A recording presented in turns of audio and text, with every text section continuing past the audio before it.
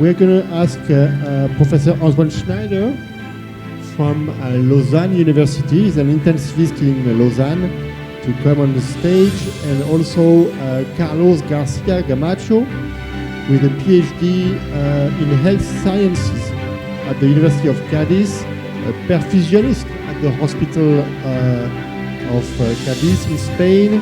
He has a master in research and innovation and a master in perfusion techniques and extracorporeal oxygenation by the University of Barcelona in Spain. So Carlos, you can also come to the stage. And Ettore, I would like to ask you if you can start with a couple of questions for Carlos, for example. Yes, sure. Welcome. Hi, Carlos. Carlo, before some minutes ago,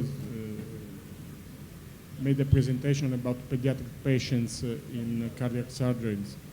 We have got a lot of data about adult. Can you? Okay. Yes. Do you listen to me? Okay. Sorry. Okay. Professor Carlo Maghepace Napoleone presented us a case series of patients, of pediatric patients. We have got a lot of data about the use of cartridge during extracorporeal perfusion in adult cardiac patients. How do you choose your patients? It depends on the kind of operation, the difficulty of the operation. It depends on the comorbidity of the patients. And then the other question, if you do this treatment during the extracorporeal circulation, do you continue the treatment after intensive care unit? Well, in our hospital, how you said, we only make the surgery of adult patients, and we try at the first to fight against the cytokine storm. At the first, due to a lot of ago, we start with high conventional technique of high flow, and with insulin during all the cardiopulmonary. But we need something more. So the absorptive techniques. Now we are doing absorptive and convective techniques with high flow and insulin during all the procedure. The patient who has a long time of CP bypass, more than 90 minutes, we use two techniques.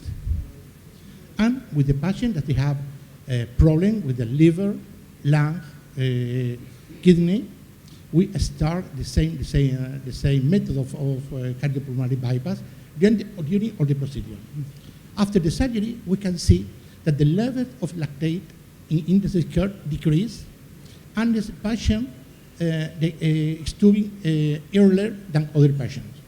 So I think that combining the both techniques is very, very important for the kind of patients. Not in all the cases, it's evident, but in the patients that are they are very complicated. Aortic artery replacement, endocarditis, and all the patients that came to our surgery room with problems that, for example, recent infarct, or that they have reintervention. Thank you very much. Thank you, Carlos. So I would like to ask a question to Antoine now. So this morning we talked about sepsis, we talked about trauma, we talked about cardiac surgery.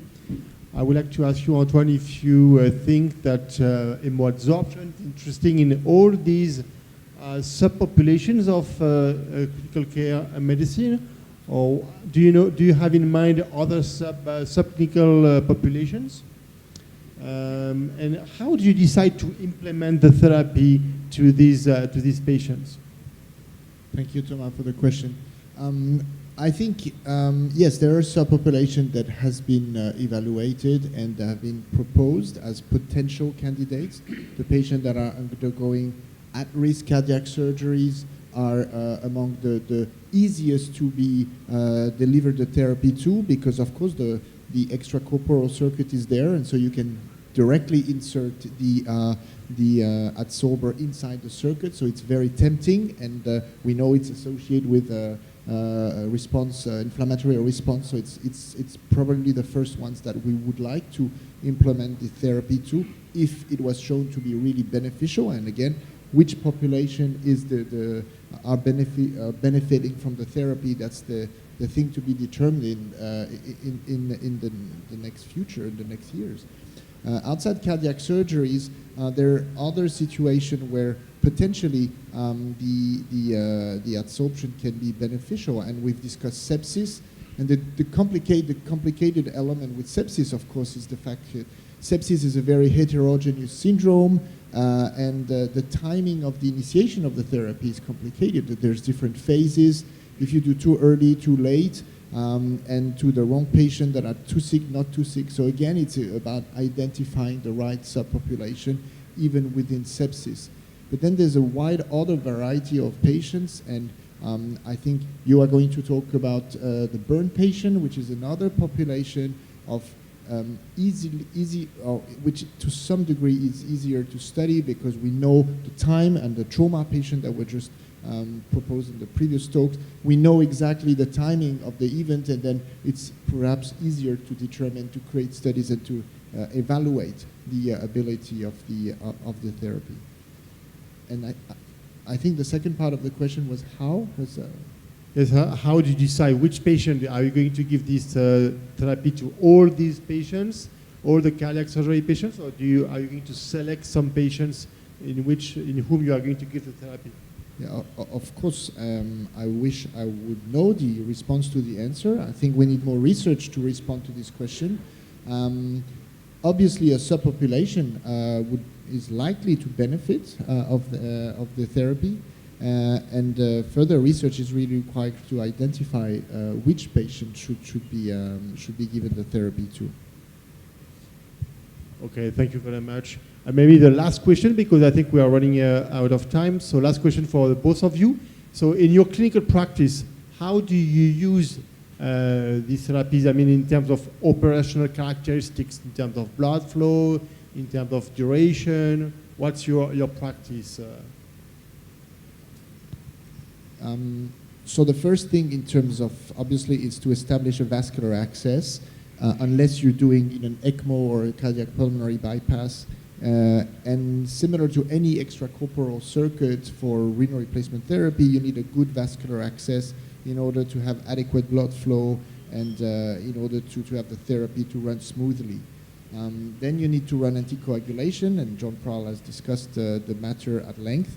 I would, in most cases, use heparin, because this is the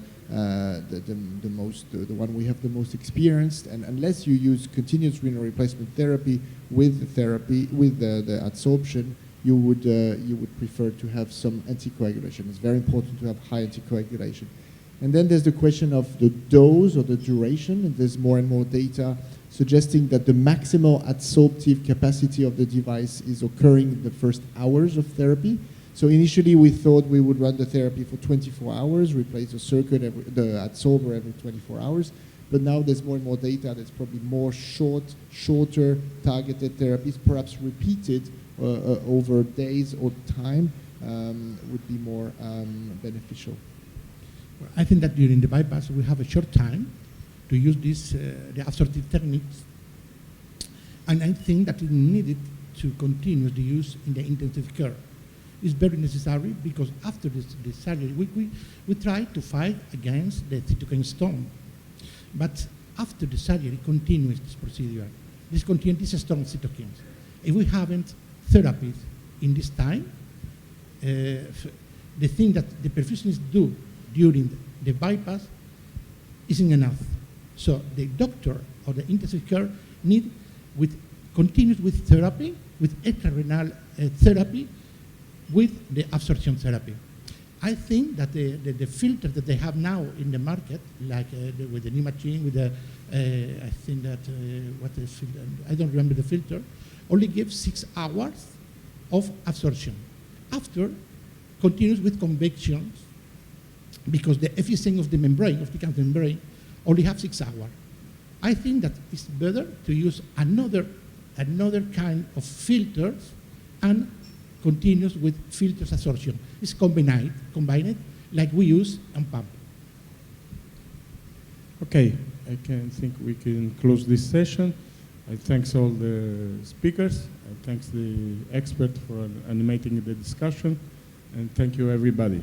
Bye-bye. Thank you very much. Thank you very much.